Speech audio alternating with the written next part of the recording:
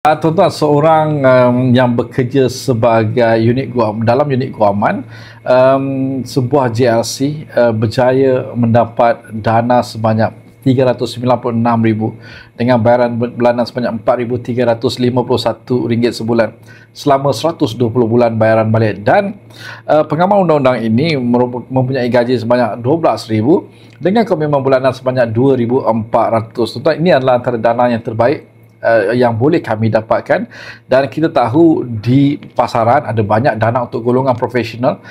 Sekiranya anda adalah golongan profesional peguam, arkitek, doktor, juru ukur, juru nilai, dan macam-macam lagi golongan profesional, dapatkan laporan pelapor kredit dan khidmat nasihat MyLoan untuk kami bantu anda mendapatkan dana dengan kadar faedah terbaik. Dan seperti biasa dengan MyLoan, pinjaman anda menjadi lebih mudah. Assalamualaikum, salam sejahtera dan jumpa lagi.